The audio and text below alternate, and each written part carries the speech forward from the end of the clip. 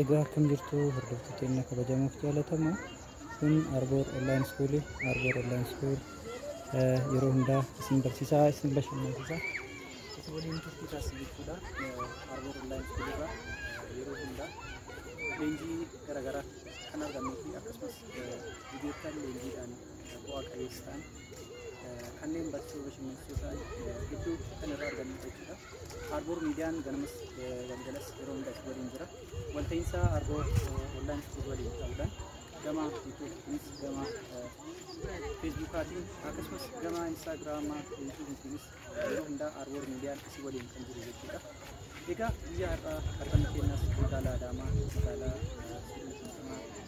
magaalaa Magariisa keessatti argamna jechuudha. Giddugala bashannanaa Diyaasporaa jirra. Giddugala kana keessa maaltu jira kan jedhuuf immoo yeroo biraa bal'inaan qabannee kan walitti deebinuuti. Akkasumas giddugalli kun magaalaa kanaaf maal uumee jira? Bu'aan inni giddugalli kun magaalaa kanaaf qabu maali kan jedhu immoo bal'inaan yeroo biraa kan waliin ilaallu ta'a jechuudha. Har'aaf sagantaa keenyaa yeroo dabre irraa sagantaa hundeewwan bu'uuraa murteessoo ta'an 8 irraa hafe sagantaa itti aanu kan waliin ilaallu ta'a jechuudha. Inni illee maali? Hundeewwan bu'uuraa 8 keessaa isa jalqaba ilaallee turre jechuudha. Innis abjuudha. Abjuun maal akka ta'e akkasumas immoo abjuu keenyaa akkamitti akka kaa'achuu dandeenyu kan jedhu kutaa lammaffaa irratti qabadhee viidiyoo itti aanu isiniif dhiyaadhee ture. Har'a immoo Arboor Online School waliin ta'uudhaan kutaa sadaffaa waa'ee abjuus ta'ee waa'ee goal seeking yookiin immoo hundeewwan teessoo bu'uuraa 8 ilma namaatiif barbaachisoo ta'an waliin kan ilaallu ta'a jechuudha. Innis maali kan jedhu jalqaba irratti Arboor Online School yaada fi gaaffii akkasumas komiiwwan qabdan deebii asumaan isin deebisaa waliin kan itti dhufnuusaa jechuudha. Inni jalqabaas maali? Abjuu irratti yeroo jalqabaatiif kan ilaalle abjuun matama isiitii fi maal akka ta'e abjuu jechuun maal akka ta'e waliin ilaallee turre. Lammata irratti immoo deebine abjuu san keessatti maaltu jira qoonni abjuuwwan qaban hoo maali kan jedhu tarreewwan shanan bakka shanitti qoonneetiin kan ilaalle achi keessa ni jira jechuudha. Hundeewwan bu'uuraa 8 keessaa hundeewwan murteessoo ta'an kanneen akka obsaafaa ilaalle ture jechuudha. Isaa komiitii kutannoo immoo kutannoo isa jennu san jechuudha. Dabalataan isa qofaa miti. Bu'uuraawwan 8 keessatti wanti dirqamaa beekuu qabnu maali kan jedhu fi wanti immoo yoo hin taasisin miidhamuu dandeenyu maali kan jedhu viidiyoo kutaa dabree keessatti ilaallee turre jechuudha. Guyyaa har'aa mootiyyuu kan sanirraa hafee abjuu kutaa lammaffaa ilaalle jechuudha. Abjuun mataa isiitiif maal akka ta'e ilaallee turre. Jireenya ilma namaa keessatti jireenyi abjuu hin qabne yookiin immoo jireenyi abjuudhaan ala jiraannu akka doonii kompaasii malee imaltuuti jechuudha. Dooniin kompaasii malee imaltu directionii deemsisan yookiin immoo bakka irraa kaatisan beekti malee deebitee bakka irraa kaatisanis dhaquu hin dandeessu. Giddugala yookiin immoo garaacha galaanaa irraa yeroo beektu gara baha biiftuu yookiin immoo gara lixa biiftuu jettee wanti beektu tokko hin jiru jechuudha. Kanaaf hordoftoota keenya kabajamoo fi jaallatamoo viidiyoo kanarratti waa'ee abjuu yeroo waliin ilaallu kompaas qabaachuu qabna jechuudha. Kompaas jireenya keenya yookiin immoo kompaasiin kallattiin directioniin jireenya keenya abjuu san ta'a jechuudha. Namni kompaasii jireenya ofii hin qabne abjuu hin qabu. Abjuu hin qabu taanaan wanta jiraatuuf illee hin beeku, waan jiraachuu qabu illee hin beeku jechuudha. Egaa yeroo dabre waa'ee barbaaduu keessatti yaada tokko isinii kaasee ture. Barbaaduu isa keessa keenyaa barbaannu san jechuudha. Barbaaduu san irratti maal isinii kaasee ture? Waa'ee namicha keessummaa kabajaa ta'ee manguddoo bira deemee bulee abbaa amantii san biratti nama ebalu jedhamu arguu barbaada, hawwaa ture, baay'ee yaadaa ture, keessa kiyyaanii barbaada, arguu barbaada jedhe sanirraa isinii kaasee ture. Inni sunillee maal ta'e? Namni sun eenyu akka inni ta'e yookiin immoo namni sun maal akka inni ta'e dhugaadhaan barbaadde yoo ta'e jedhanii ulaagaa kennaniif jechuudha. Har'a nullee jireenya keenya keessatti waa'ee abjuu keenyaa yeroo haasofnu abjuun keenya sun wanta akkamii kaa'uufii qabna kan jedhu ni ilaalla. Sun immoo dirqama abjuu keenya san irratti wanti nuti kennu suni wanta galma ga'u waan ta'eef ulaagaa namichi saniif kenname san yoo ka guunnu taate nullee immoo ulaagaa akkasii san abjuu keenyatti jireenya keenya irratti guunneetiin abjuu keenya saniin galma akka geenyu akka milkoo fi ammuma tana jalqaba irratti jechuudha amanuu. namni tokko jalqaba irratti biliif isa jedhu san yookiin amanu yoo hin qabaanne ta'e amantaadhaan alatti wanti tokko barbaadde ati amanuudhaan alatti wanti siif milkaa'u tokko illee hin jiru. Sababni isaa rabbiin keetillee akka amantii keetti yoo deebite amantii dhuunfaa kamiyyuu qabaadhu yoo deebite illee waan ati itti amantu yookiin immoo dhakaa haa ta'u muka haa ta'u nama haa ta'u wanti ati itti amantu sun somebody waan ati itti amantu suni waan ati itti amanteetiin isarratti hirkifatte yookiin immoo isatti kennatte san galma sii geessa malee wanta ati hin amanin tokko siif hin kennu jechuudha. Kanaaf wanta itti amante tokko akka siif laatamu yoo barbaadde jalqaba irratti obboleessa kiyya kabajamaa obboleettii kiyya kabajamtuu jalqaba irratti keessi keetii waan barbaadu san amanuu qaba. Namichatu lukkuu biteet hawwiin isaa lukkulee baay'ee argachuudha. Hawwiin isaa immoo lukkulee baay'ee mana keessaa qabaachuudha. Lukkuu bitee lukkuun sun killee buuftiif. Yeroo isin killee buuftu killee baay'ee jaalata waan ta'eef killee san fuudhee nyaachuudhaaf yeroo inni deemutti yeroo dheeraa booda deebi'ee gara lukkuu sanii dhaqe. Yeroo garas dhaqutti killee inni jaalatu yookiin immoo nyaachuudhaaf jaalatu san wanti inni keessi isaatii amane kan barbaadaa ture lukkulee waan ta'eef wanti inni amane san lukkuu biti san irraa argatee jechuudha. Killee inni nyaachuudhaaf jaalatu san lukkuun hammatteetiin ilmoolitti jijjiirte waan ta'eef kan inni barbaade keessi isaatii durallee maali ilmoolee yookiin immoo lukkuu baay'ee argachuudha. Garuu kan inni jaalatu killeedha. Yeroo kanatti inni maal wallaale kan barbaaddu caalaa kan si barbaachisu beekuu jechuudha. Wanti ati barbaaddu wanta yeroodhaaf ammaaf barbaaddu yoo ta'e wanti barbaachisu garuu maali? Wanta yeroo dheeraadhaaf jireenya kee keessatti yeroo dheeraadhaaf si waliin turuu danda'u. Kanaaf hordoftoonni kabajamuuf jaalatamoo viidiyoo kanaa argamni keenya magaalaa magariisa handhuura Oromiyaa irratti argamtu magaalaa Sumalee keessaa magaalaa Adaamaatti. Kanaaf leenjii kutaawwan tokko lama sadi jennee itti fufaa jirru keessaa leenjii guyyaa afuraffaatti jirra. Leenjii guyyaa afuraffaa kana dhugaadhaan leenjiiwwan dabre keessatti yoo sirnaan fayyadamtan ta'e kutaa lammaffaa abjuu akkasumas adda baafannoo waa'ee abjuutiin har'a akka walitti deebine viidiyoo kanarraa waa hedduu akka qalbeeffattan abdiin qaba. An Khalil ture Arboor Online School irraa. Kun Arboor Miidiyaadha.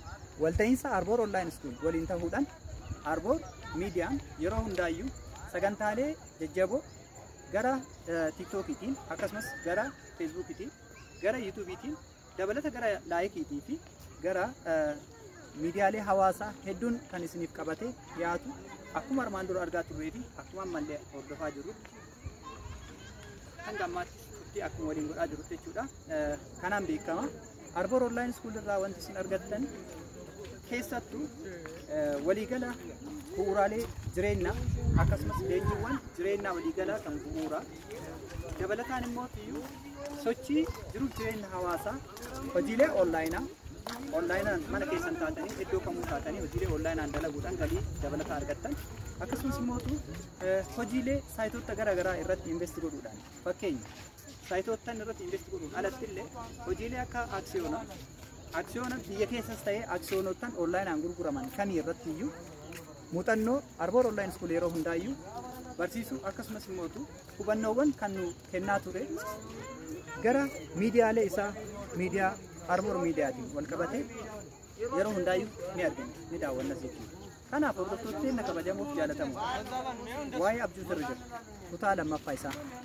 Abjuun maal akka ta'e kutaa tokkoffaa keessatti hundi keenya argine akkuma beeyne kutaa lammaffaa irratti immoo dhugaadhaan abjuu keenya akkamitti kenna yookiin immoo tarreen abjuu keenyaa ittiin kaa'uu qabnu maali kan jedhu tokko isaanii hanga tokko waliin hubachuudhaaf yookiin waliin ilaaluudhaaf tattaaffii taasisuu. Kanaaf hordoftoonni keenya kabajamuuf jaalatamu guyyaa har'aa waa'ee abjuu irraa kutaa lammaffaa irraa yeroo isin kaasu ilmi namaa jireenya isaa keessatti abjuu gosa lama qabaachuu hin danda'u. Abjuu gosa tokko qofa qabaatee jechuudha. San jechuun namni tokko yeroo jireenya isaa keessatti wanta barbaadu san keessa isaatii dhugaadhaan barbaadinsa keessa isaatii gubataa yookiin immoo isa diizaayir humna keessaa gubatee bahu san yoo barbaade ta'e jalqaba irratti maal goona? Wanta barbaadnu san dhugaadhaan kaa'uu qabna jechuudha. Abjuu keenya irratti yeroo baay'ee dogongorri uumamu maali? Abjuu kiliir ta'e yookiin immoo abjuu qulqulluu ta'e tokko hin kaawwanne. Namni konkolaataa bituu barbaadu tokko karoora konkolaataa itti bituu barbaadu san hanga galii guyyaa irraa argachuu qabu galii guyyaa miti sa'aatiidhaan argachuu qabu. Galii immoo sa'aatii mi torbeedhaan ji'aan argachuu qabu. Akkasumas konkolaataa isa waggaa 3tti karoorfate yoo ta'e konkolaatichi qarshii miliyoona 2 baase yoo ta'e gatiin inni ittiin bitamu miliyoona 2 san jireenya isaa saniif yookiin immoo turtii waggaa 2 saniitiif ni hira jechuudha. Erga hiree booda maal godha? Waggaa 2 kana keessatti karoora abjuu kiyya kaawwadhee san galmaan gahee konkolaataa qarshii miliyoona 2 kan waggaa 2 irraa dura karoorfadhe san achiif yeroo godhu yookiin immoo yeroo milkaa'ee bakka sanitti of argu fedhii keessa kiyyaa saniin jechuudha. Malee wanta biraa waan biraati wanta argatu tokko illee hin jiru. Kana jechuun akkuma duratti isiniin jedhe hordofa amantii kamiitu ta'e dhakaa mukatti illee bulu waaqa kamittuu amani. Ati keessa keetii wanta barbaadu san dhugaadhaan fedhii kee gara rabbii keetii sanitti yoo hirkifte waa'ini kee sun illee irratti qarqara waan ta'eef. Abjuu yeroo kaatullee abjuun kee sun abjuu qulqulluu fi isa ifa galeessa ta'uu qaba. Namni tokko mana ijaaruudhaaf karoorri isaa yoo ta'e karoora mana itti ijaaru san bara mana itti ijaaru san ni kaawwata jechuudha. Bara dhufu mana ijaaruudhaaf karoora yeroo kaawwatu bara kana keessa ta'ee maal godha? Mukkeen qopheeffata. Manni isaa kan qorqoorroo yookiin immoo kan citaa. Manneen lamaan keessaa tokkodha. Kan citaa yogguu ta'e citaa ittiin mana san gubbaa isaa san uwwisu yookiin haguuguun san ni barbaaddate jechuudha. Yoomi bara dhufu kanaaf mana ijaaruu barbaade waan jedheef. Kanaaf abjuu isaa sa'aatii har'a irra jiru kana qabatee kaa'ee mana isaa san gaafa ijaaruudhaaf waggaa irratti karoorfatu ulaagaa isa barbaachisu dirqama taayimii isaa san limit godhe yeroo isaa san yeroo murtaawaa daangaawaa godhe yeroo isaa san keessatti argatee dafee xumuree maal godha hojii isaa sanis seene jechuudha. Gaafa pilaanii isaa yookiin immoo karoora isaa guyyaa irratti kaawwate san irra gahu inni namni sun jechuudha milkaawaa ta'a. Sababni isaas maali? Tokkoffaa abjuu isaa san yeroo barreessu abjuu ifa galeessa kan inni barreessu jechuudha. Namni tokko yaada isaa keessa maal jedha? Gamoo ijaara jedha. Keessattuu yeroo sammuun teenya gammachuu daangaa dabarte keessatti gamoo ijaara yookiin immoo waan akkanaa godha jedha. Neevar waggaa meeqatti ijaara? Dhugaadha yoo waan san ijaare ta'e har'a kan irra jiru hoo maali?